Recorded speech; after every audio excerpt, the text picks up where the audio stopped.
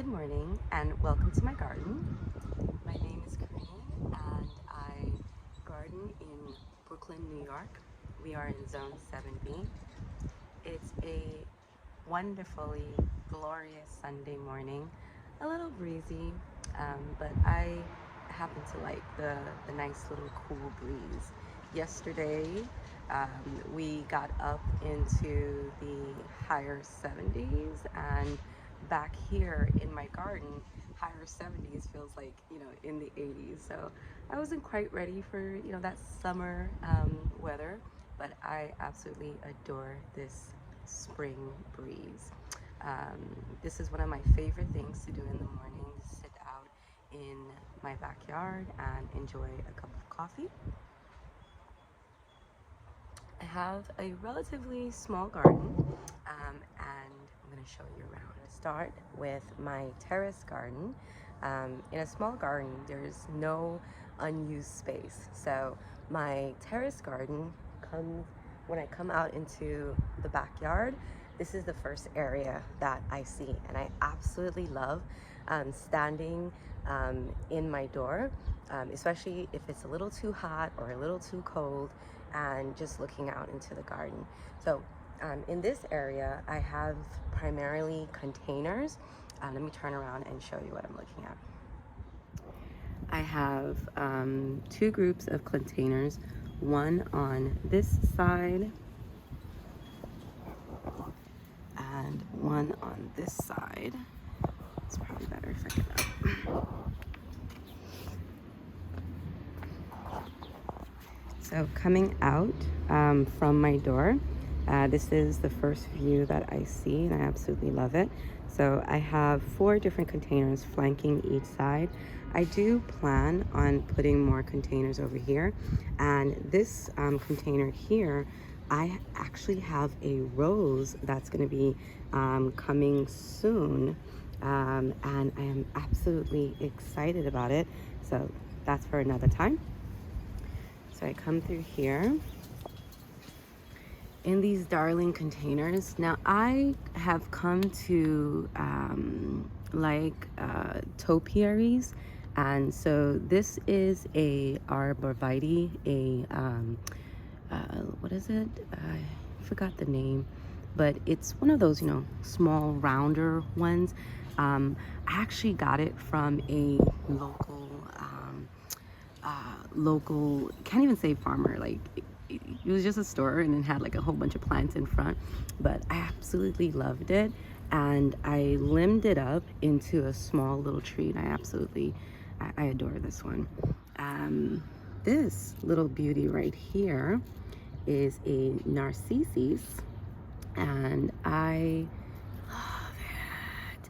Now, the thing that I really love about this daffodil is that it smells absolutely divine. Y'all, this smells like a gardenia, okay? I've never had experience with daffodils. I'm relatively new to gardening. I've only been gardening for about 2 years, and so I've never kind of smelled a daffodil before. And so I purchased this one, and I'm absolutely in love.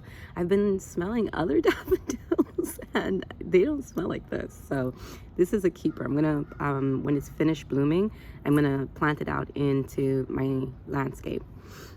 Over here, we have a ranunculus. I was so excited about this one. I'm so excited about this one. This bloom has lasted for about a month, y'all, and I'm so excited that it has new blooms that are coming up. There's one that's down here too. Peekaboo, there you go. All right, this lovely little tree here, well, not tree, but little bush here, is a what do you call that again?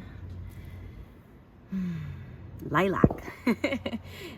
It's actually a dwarf lilac from Proven Winners. I have one in this pot, and I have a much more fuller one in this pot. I purchased this last fall. Isn't it so adorable? I purchased this last fall, and then initially in a 4-inch container, and I had it in the landscape, but it was just eaten up. And I was like, you know what, let me put in a smaller container, and I'm absolutely so happy that I made that decision. And here we go again with my adorable daffodil that smells like a gardenia. Beautiful. Okay, and then we have one of my favorite plants, the pansies. And I love this plant. I love this plant. It is such a beautiful little workhorse in my spring garden. In my front garden, I have garden bed. I have blue and yellow pansies flanking the walkway, and they're absolutely adorable. Boxwoods are one of my favorite plants. This one is Green Beauty. I love the flowers that come out of boxwoods. I never knew that boxwoods had such beautiful flowers. Every time that I would hear about the boxwood flowers, they would say that there was, like, understated. And I think I have other boxwoods, and in those you don't really notice it, but in the Green Beauty, these flowers last month, y'all, these were just so glorious, and it was like a white creamish cloud over this boxwood. These lighter colors are the new shoots that are coming up, well, the new growth that's coming up, and the darker ones are the older ones. This is actually one of my favorite varieties of boxwoods, Green Beauty. So now we're gonna go into the lower part of my garden, come down my stairs. Absolutely love this view. We're gonna start at my hydrangea hedge. When I first started learning about different plants, this was actually one of the first plants that I fell in love with. These are little quick fire hydrangeas. This one over here and this one, I purchased them about 2 years ago and planted them, absolutely fell in love with them. And I wanted a third one, so last year I got her. In the fall, well, not in the fall, in the late winter, early spring, I trimmed them all down to the same level because I wanted them to come up relatively to be the same height. I'm so happy that I did that. They are moving along so beautifully, and this is absolutely one of my favorite plants. Moving over here, isn't she darling? This is my Japanese maple. I believe this is waterfall. When this tree was here when I first moved in, so I'm not quite sure about the variety, but when I looked it up, I think this is waterfall. You guys can correct me if I'm wrong, but I absolutely, adore this little tree. In the winter time, you can see the woody structure in it. So without any leaves, this is just a statement piece. It's a piece of art to me in the winter, and when it's covered by snow, it's absolutely gorgeous. So we move here. This is my mixed perennial border. Initially, I thought that this area was full sun. So this is why you should study your garden. I moved into my home about 2.5 years ago, late August, and this area was just full sun. And I thought that this area was full sun. That first year, I didn't realize that during the winter time, this area is full shade. But I'm happy that the plant selections that are made, actually, fit this area. So this is more what's called a transitioning bed. So throughout the seasons, it moves from full sun to part sun to full shade. So now that I know that, again, study a garden, I make sure to select plants that can handle all of those different environments. And one of the plants is this lovely beauty right here. This is also a boxwood. You would notice that it is much more of a brighter green. This is green velvet. I love these two. I have two of them flanked, one at that end and one at this end. They're like little guards into my perennial garden, and they shine. They absolutely shine. And I love the fact that in the winter time, they are a staple here. They just anchor this area. And they can handle full sun, part sun, shade, the whole gamut. So perfect for this area. This is also one of my favorite perennials. This is catmint. The variety of this catmint is the cat's meow. I love this. I love the little rounded mounding habit. It is so adorable. It doesn't get too big. If memory serves me, it's like around the 12 to 18 inches. I don't have I do have the tag. I save my tags, but I don't have it committed to memory. But it's a little medium height, reaches like around this high. And I absolutely love them when they're in full flower. But I actually can appreciate the mounding habit in the spring. It makes such a statement. This little darling right here is a salvia, Salvia nemorosa, rose marble. I cannot wait to see this. I actually just planted this at the beginning of spring, and I can't wait to appreciate her. Over here, we have the mini Marvet invincible hydrangeas. I have 3 of them. And so I have them in like a little arching pattern, and they don't get too big, 2.5 to 3 feet, and can't wait to see. I actually planted these last year in my garden. They're very small, 4-inch containers, so this will be their 2nd year in my garden. Invincible mini Marvet. Over here we have another Salvia nemorosa. This is the white variety. I love the pop of color. I actually just planted this one as well. And I'm happy that I got the one that was already blooming. It just makes a nice little white statement in my garden. Over here, we have a darling butterfly bush. It's a smaller variety. This one I believe only gets to, again, 2 to 3 feet tall.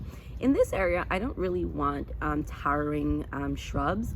I'm looking for between that 2 to 5 feet variety. So this one right in the center, I just love it. I want to create like an undulating pattern in this area. Here we have a gardener's mistake. This is a lesson that I hope I don't pay for. So that little darling right there is a what do you call this? Penstemon. And I did not know that you weren't supposed to cut penstemon down in the fall, that you're supposed to leave it up, and then in the spring go ahead and cut off the dead branches. So I don't see any signs of life now. It is a more warmer weather, hot weather plant, so I'm just going to leave it there and hope that I didn't kill it. He's so sad. But you know, if it doesn't come back, then it's what I call an opportunity to plant something different. I might, because I really like it, I might just get the same variety and just don't trim it down until next spring. The wind is really picking up. So yeah, so I have this little darling here and this little darling here as well. Okay, yeah, this little darling here as well. So I'm just watching and waiting to see if it comes up. I'm gonna give it until like, you know, May, mid-May, and if it doesn't come up, then just have to replace it. This lovely baby right here, I cannot wait for her to come out. This is Roseanne. Roseanne is a hardy, what is it? Hardy geranium. There you go. It's a hardy geranium. It has these beautiful blue flowers, and what I can't wait for is that every video about Roseanne that I've watched says that it is a proliferous bloomer from spring to the first frost. So I can't wait. I want her to kind of just take over this area, like it's got two, and just create, like, you know, a rambling of blue flowers. Here we have the limetta, little limetta. This is another Invincible. Is it Invincible limetta? Correct me if I'm wrong, but it's a smaller variety of the Invincible shrub. I absolutely cannot wait to see what she looks like. I actually just planted her earlier this spring. Here is another gardener's mistake that I hope that I don't pay for. I love this plant. If she doesn't come back, I'm just gonna get another one and treat it as a perennial. But I think this was a gardener's mistake. I cut her down in the fall, and later realized that I needed to wait until the spring. I've been doing this scratch test and it's just brown, but we'll see. So I have two, one here and the other one here. Now the other one has signs of life. So what I think I'm gonna do, I don't think that this particular is it. I think like these are it, but I'm just gonna let it grow. And like I said, if it doesn't come back, I love it so much. These are the Steffi,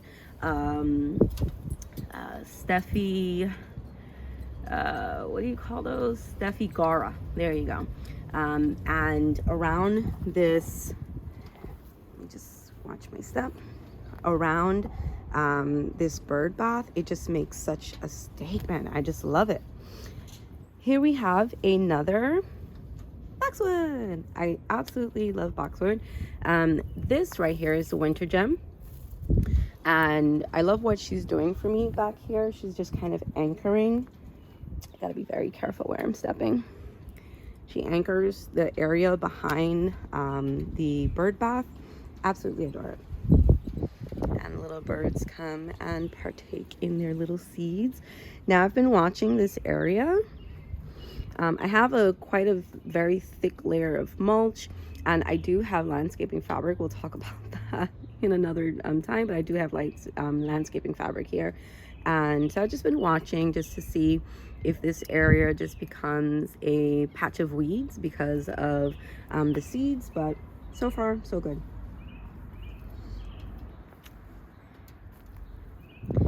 These are my roses, I believe. So I have two. These were here when I first moved in. I do believe that they're the knockout rose, the breezy yellow rose. I'm not sure.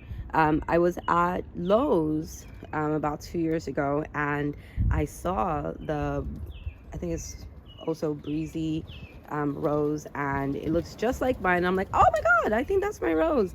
But I absolutely love them. So I cut these two down in the fall, and they're very much more forgiving. You see that they're all leafed out, and I can't wait for them to come back. I absolutely love this rose. It is a pale yellow, and looking out from my window, it's such a beautiful sight to see.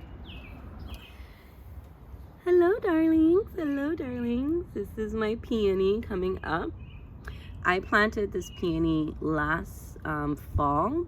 This is the Dr. Alexander variety. Can't wait to see her. So excited to see, well, I am I the only one? I don't think I'm the only one. I put like genders towards my plants, talk to my plants. Crazy plant lady, that is me. But this is Dr. Alexander, and I can't wait to see him. Right here we have catmint. Be very careful walking in this area. And I have 2 more of the rose marvels over here. So excited. You can see some flowers coming up. All right. So let me take a backdrop. So I love this area. Love this area.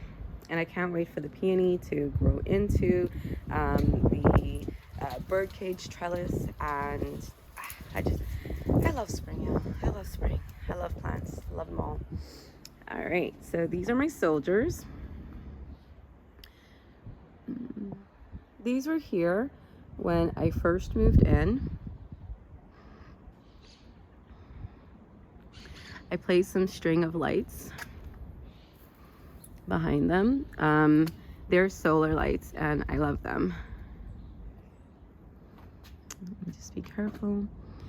I think these are Monterey cypress. You guys can correct me if I'm wrong. They have these pines.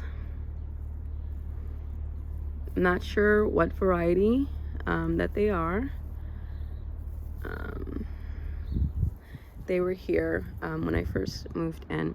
I don't want them to get taller than my fence. We get a lot of wind in this area as I've been studying this garden, and I don't want the wind to overtake it. It's very protected by this fence, and I think I just want to keep it just at the level of the fence. This is my neighbor's Rose of Sharon. I love that Rose of Sharon. It's more of a love-hate relationship with the Rose of Sharon because you see all of these little seeds pods that are on the ground, and I do have to pick up quite a bit of weeds.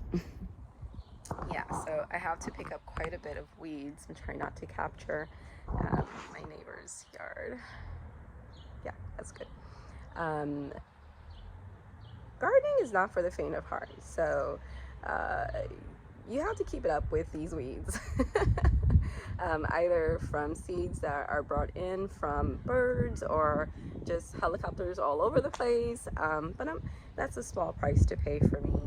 I do a lot of mulching, and like I said, I do have landscaping fabric in my garden, and for a very specific reason. It's a temporary fix for me. When I first moved in, yeah, this backyard was nothing but weeds.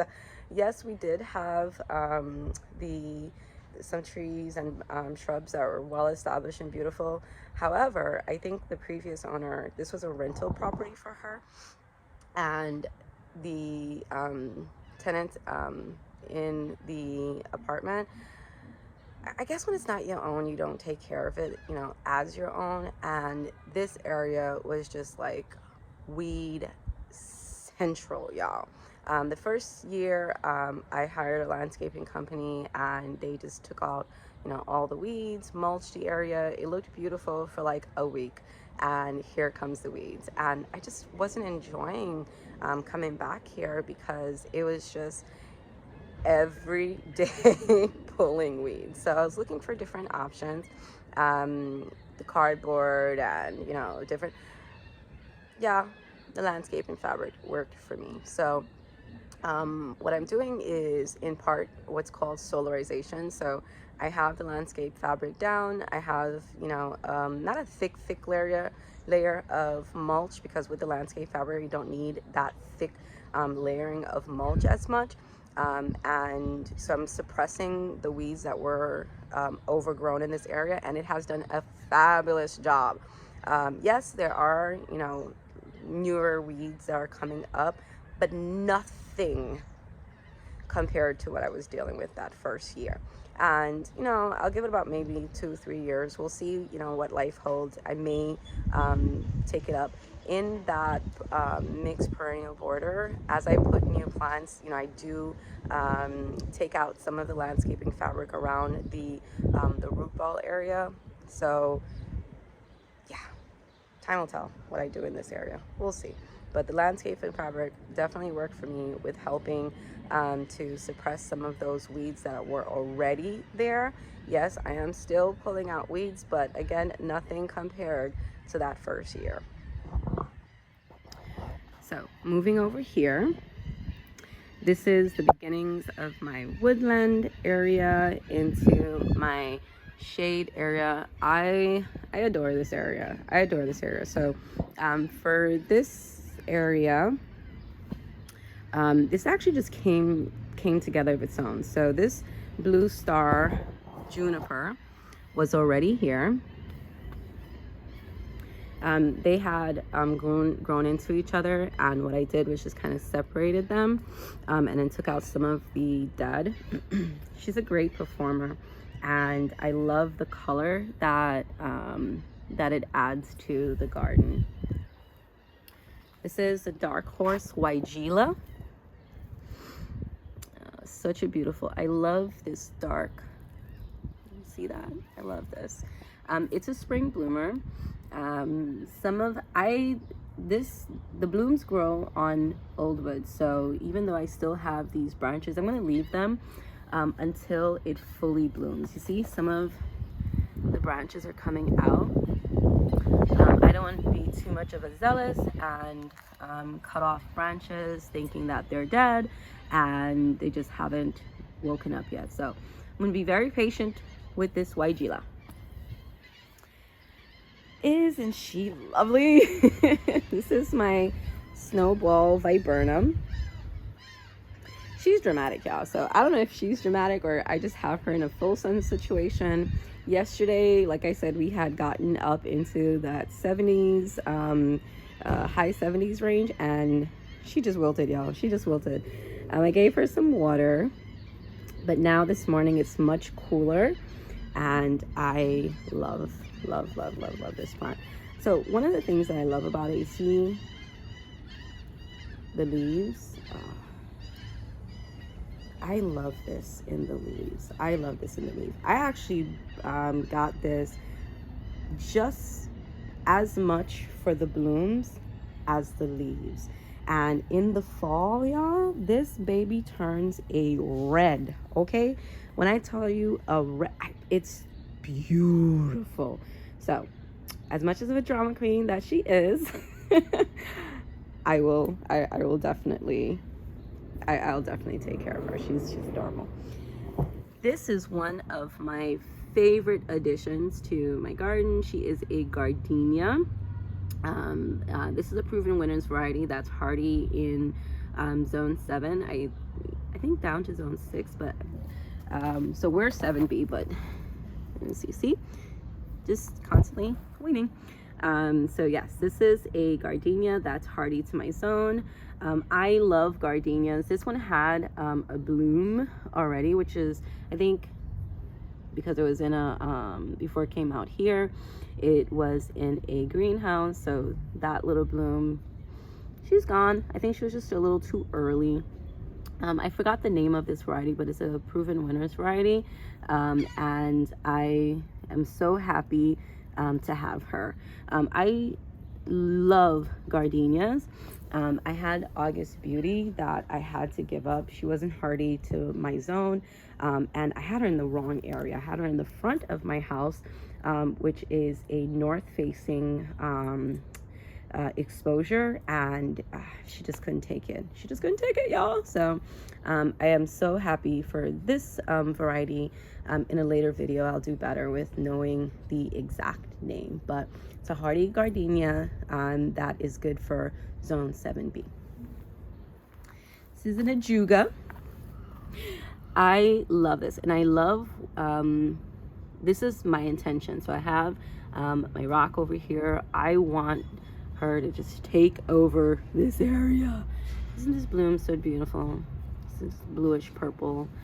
type of bloom. Yeah, so I believe this variety is called Black Scallop. I hunted this one in particular down. I was very happy at the start of the season that it was available at my garden center. So she is a new addition.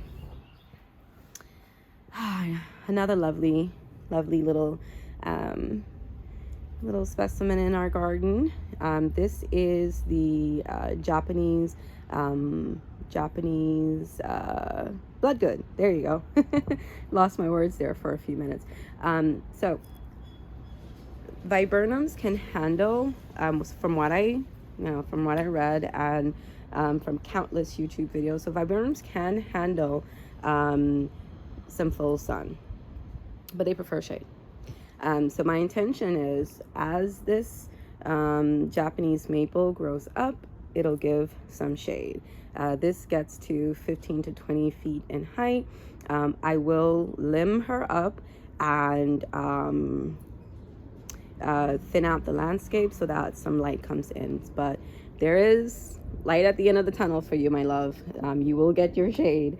But in the meantime, I will do really well with keeping you well hydrated. So this is my bloodgood. I love the color of this. I love the color of this. I love the structure of this during the winter. This is an absolute beauty. Beautiful. When I was planning out my garden, this was a must for me. This is another variety of viburnum, Spice Girl. I believe baby spice. So this is a shorter variety of the bigger spice viburnum. I believe this one only gets up to 6 to 8 feet, if I remember correctly, but not too big. Perfect for this area. These two are my dwarf mugo pines. I didn't expect to love this as much as I do. I picked this up at one of my local garden centers, and they're about a little smaller. They actually advertise as small, slow growing, but they did put some, good substantial growth in the past 2 years that they've been here, and I absolutely adore them. This is another hydrangea. This oak leaf hydrangea. I believe this is Ruby Slippers. Hasn't woken up yet, but I have all confidence. Everything that I read, they are late to come out, and I absolutely love this variety. So moving along here.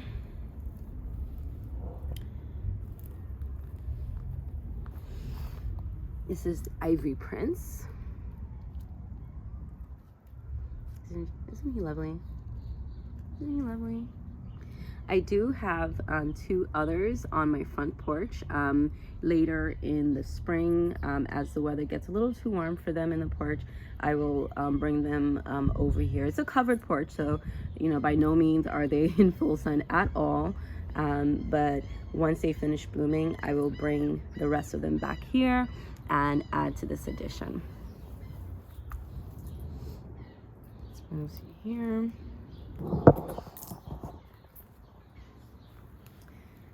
So these darling hostas, I have 2. This was one massive one that was initially in this area of the garden, and it was getting way too much sun. It was always burning, and I was always cutting up on it. So last year, was it? Yeah, so the beginning of last spring, I decided to remove it. I divided it and just placed them back here, and they are much happier for it. I'm not sure what the variety of this one is, because like I said, they were already here. Well, it was already here. I divided it when I purchased this house, but I absolutely love them. Moving into here, this beauty. Isn't she lovely, y'all? Okay, this is a Proven Winners variety. Again, I don't remember the exact name. In a later video, I'll make sure to have that available, but I think it's absolutely adorable. Okay, this is Mighty Mouse.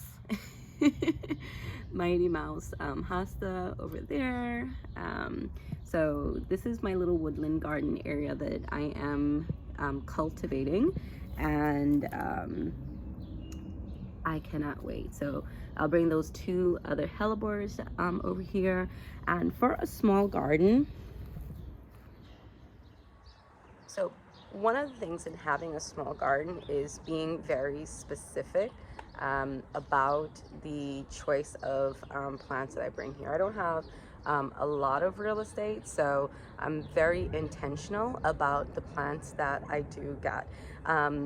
There's so many different varieties. I want to get them all. I want to get them all. I want to get them all.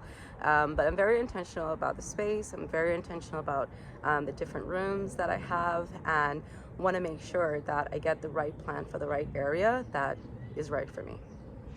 Okay. So these are my two containers flanking the bottom of my step. Because I have landscaping fabric in the garden bed, for right now, all of my annuals are going to be in pots. So I'm just going to, I'll most likely get a few more. Like in this area, I'm going to get those Sedona bowls and then just kind of flank it and put some annuals in there until I make the decision as far as when and if I'm going to remove the landscaping fabric.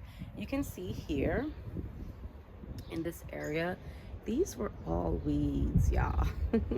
When I tell you it was bad. It was bad. But anyhow, I love my garden. So let's get one last view of this area.